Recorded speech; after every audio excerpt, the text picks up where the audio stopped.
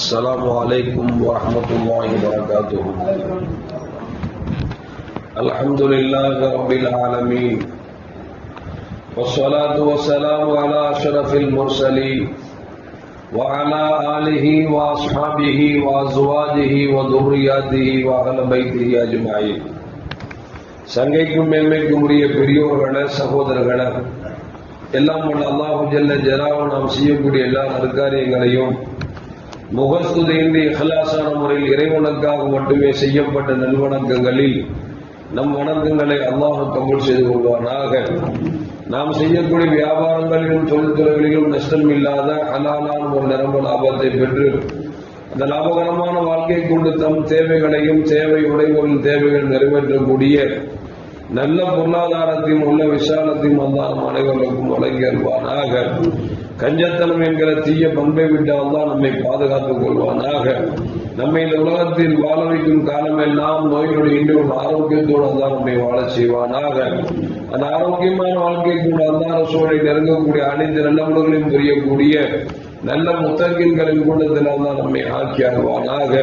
திடீர் மரணங்கள் விட்டும் தீய மரணங்களை விட்டும் நம்மையும் நம் குடும்பத்தையும் நம் சமூகத்தையும் அல்லாஹ் முழுமையான முறையில் பாதுகாத்துக் கொள்வானாக. மருத்துவமனையின் செலவினங்களை விட்டும் வேதனைகளை விட்டும் அல்லாஹ் நம்மை காத்தல்வானாக. நம்மில் யாரெல்லாம் நோயால் பாதிக்கப்பட்டு வீடே கதி என்றும் ஆஸ்பத்திரியே கதி என்றும் அல்லல் பட்டும் அவதியுட்டும் இருக்கிறார்களோ அத்தனை மக்களுக்கும் வெகு விரைவில் நோயை போக்கிவிட ஆரோக்கியத்தை வழங்குவதோடு அவர்களை போல குடும்பத்திற்கும் சமூகத்திற்கும் பலன் தரக்கூடிய மக்களாக ஆக்கியல்வானாக.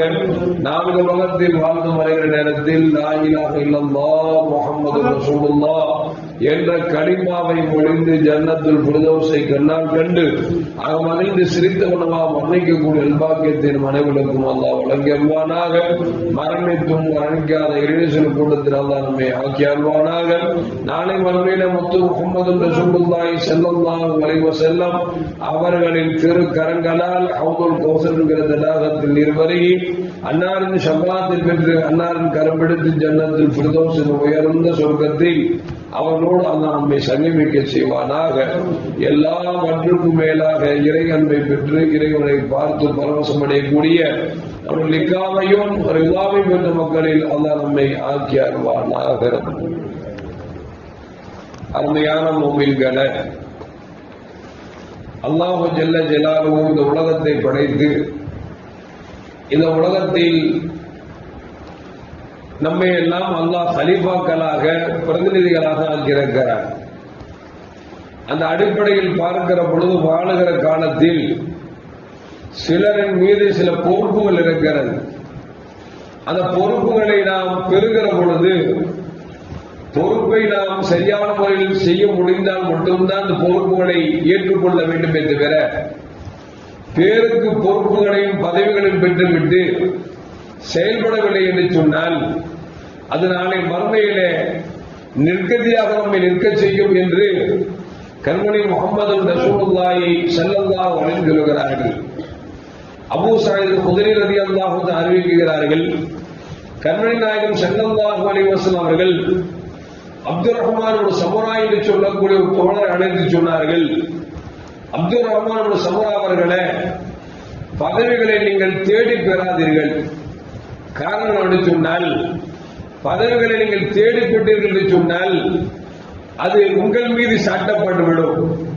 பதவி உங்களுக்கு தேடி வந்தது என்று சொன்னால் உங்களுக்கு அல்லாஹ் எந்த விதத்திலாவது உங்களுக்கு உறுதுணையாக உங்களுக்கு உதவி செய்யக்கூடிய மக்களை ஏற்படுத்துவான் என்று பெருமானார் ஸல்லல்லாஹு அலைஹி வஸல்லம் சொன்னார்கள். பதவியை நம்ம தேடக்கூடாது. அது எந்த பதவியாக இருந்தாலும் சரி, பதவி தேடி வருகிற பொழுது வேண்டாம் என்றும் சொல்ல வேண்டாம் என்பதை நபிகள் நாயகம் ஸல்லல்லாஹு அலைஹி வஸல்லம் சொல்றாங்க. சொல்லிட்டு பெருமானார் ஸல்லல்லாஹு அலைஹி வஸல்லம் சொல்றாங்க, யார் பதவியை தேடி வாங்குகிறார்களோ அவர்கள் நாளை மறுமையிலே ஒன்றும் இல்லாதவர்களாக நிர்கதியாக நிற்கப்படுவார்கள் என்று பெருமானார் ஸல்லல்லாஹு அலைஹி வஸல்லம் சொன்னார்கள் என்கிற ஹதீஸ் கிரந்தங்களில் பதிவு செய்யப்படுகிறது என்று சொன்னால் உண்மையில் பெருமானார் ஸல்லல்லாஹு அலைஹி வஸல்லம் ஒவ்வொரு வார்த்தையும் முத்துக்கிறான் நாம் எழுதப்பட வேண்டிய ஒரு வார்த்தை என்பதை நாம் மறந்துவிடக் கூடாது. இன்றைக்கு பதவிகளுக்கு ஆசைப்படுகிறார்கள், பதவியை பெற்ற பிறகு அந்த பதவியை எந்த அளவுக்கு சரியான முறையில் செயல்படுத்துகிறார்கள் என்று பார்க்கிற பொழுது அந்த பதவிக்கும் அவர்களுக்கும் சம்பந்தம் இல்லை என்கிற அளவுக்கு தான் இன்றைக்கு இருக்கிறார்கள். அபூதர் ரலியல்லாஹு தஆலா அன்ஹு பெருமானார் ஸல்லல்லாஹு அலைஹி கண்டத்துல அமர்ந்திருந்து கொண்டு ஒவ்வொரு சஹாபாக்களுக்கும் ஒவ்வொரு பொறுப்புகளை கொடுக்கிறார்கள்.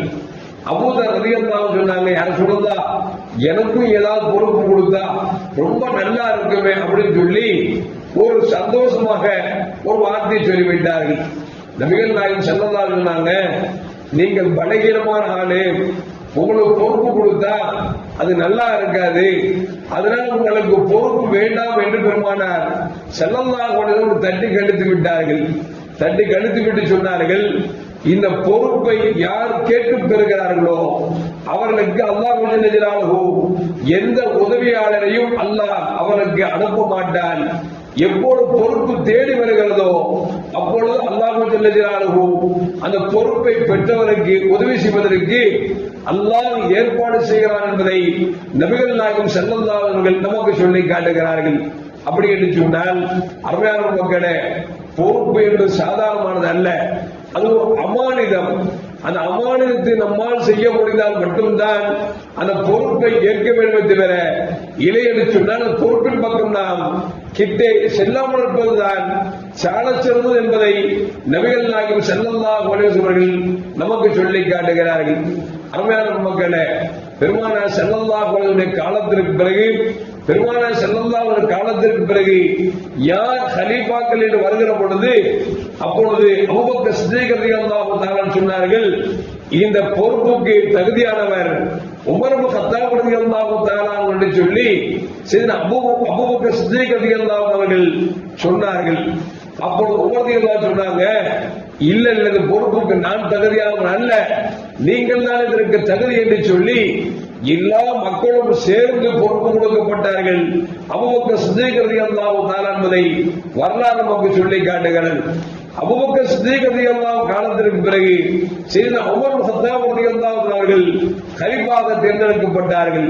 கலீஃபாவாக தேர்ந்தெடுக்கப்பட்ட உமர் ரலியல்லாஹு தஆலா மக்களை கூட்டி சொன்னார்கள், மக்களே, இந்த உமர் ஒருவேளை பதவி பெற்ற பிறகு திசை மாறி போய்விட்டால் நீங்கள் என்ன செய்வீர்கள் என்று கேட்கிற பொழுது ஒரு தோழர் எழுந்து சொன்னார், இந்த வாள் பேசும் என்று சொன்னார். அப்பொழுதுதான் உமர் ரலியல்லாஹு சொன்னாங்கன்னா, இப்படிப்பட்ட மனிதர்கள் இருக்கிற வரைக்கும் நான் தவறு செய்ய மாட்டேன் என்று சொல்லி சையதுனா உமர் இப்னு கத்தாப் ரலியல்லாஹு தஆலா அவர்கள் சொன்னார்கள் என்பது வரலாற்றில் பதிவு செய்யப்படுகிறது என்று சொன்னார். அருமையான மக்களே, பொதுமக்களுக்கு சேவை செய்ய வந்து விட்டோம் என்று சொன்னால் பொதுமக்கள் 1000 குறைகள் சொல்லத்தான் செய்வார்கள்.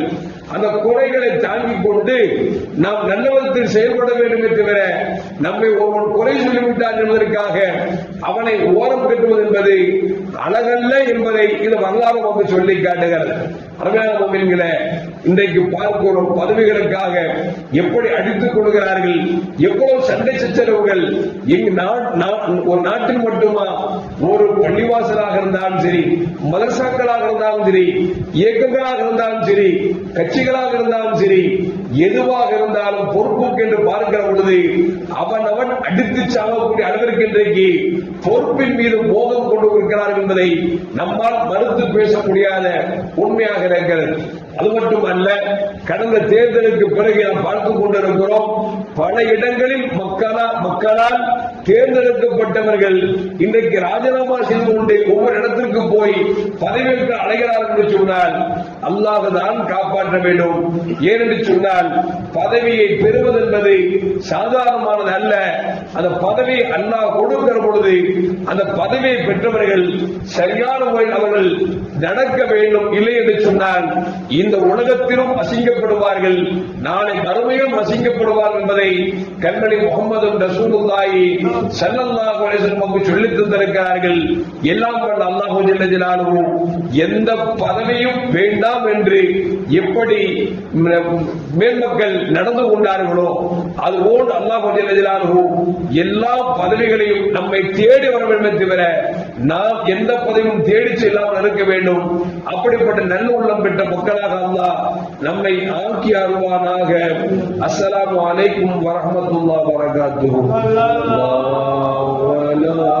முஹம்மது ஸல்லல்லாஹு அலைஹி வஸல்லம். ஸல்லல்லாஹு அலா முஹம்மது ஸல்லல்லாஹு அலைஹி வஸல்லம்.